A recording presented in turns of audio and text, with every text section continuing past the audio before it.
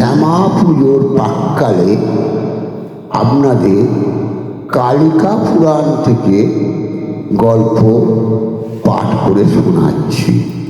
কালিকা মায়ের জন্ম বৃত্তান্ত।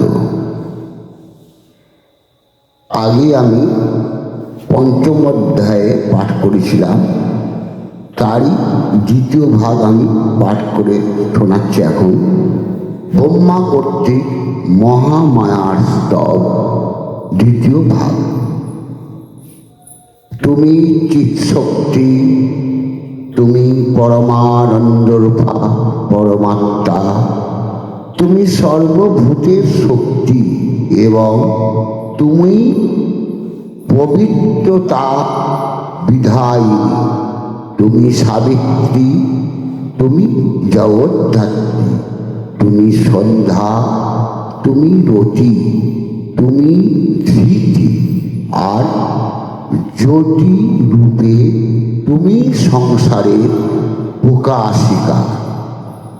তমরূপে তুমি জগৎকে আবরণে রাখো, তুমি সৃষ্টিরূপে ইয়াকে পূর্ণ করো। তুমি বৈষ্ণবী রূপে জগতে স্থিতিকারিণী হিতৈষিণী, আবার তুমি অনন্ত রূপে জগতে প্রলয় করিয়া থাকো। তুমি মেধা, তুমি মহামায়া, তুমি পিতৃলোকে আনন্দদায়িনী সধা, তুমি সাহা, তুমি নম শব্দ পশ্চাৎকার এবং স্থিতিরূপা। তুমি পুষ্টি, তুমি ধৃতি, মৈত্রী, তুমি করুণা, তুমি মুদিতা, তুমি লজ্জা, তুমি শান্তি, তুমি কান্তি, তুমি জগতের ঈশ্বরী। আবার বলি, তুমি মৈত্রী, তুমি মহামায়া, তুমি পিতৃদেবতা সধা, হে নিত্য শক্তি স্বরূপা। আমার সৃষ্টি শক্তি, বিষ্ণুর স্থিতি শক্তি এবং রুদ্রের বিনাশ শক্তি, এই সমস্ত শক্তিও তোমা হইতে স্বতন্ত্র নহে। একা তুমি আত্মপ্রকাশ, তত্ত্বজ্ঞান ও আত্মকল অজ্ঞান রূপ দ্বিবিধ ভাব অবলম্বন পূর্বক কাহারও মুক্তি এবং কাহারও সংসার বন্ধন সাধন করিতেছ।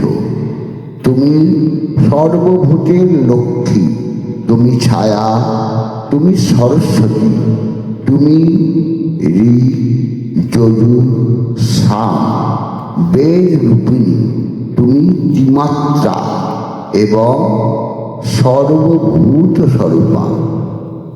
তুমি পিতৃগণ ও মনোরঞ্জনী সামদিতি, তুমি সকল যজ্ঞেরই বেদী, সামধেনী এবং হবি।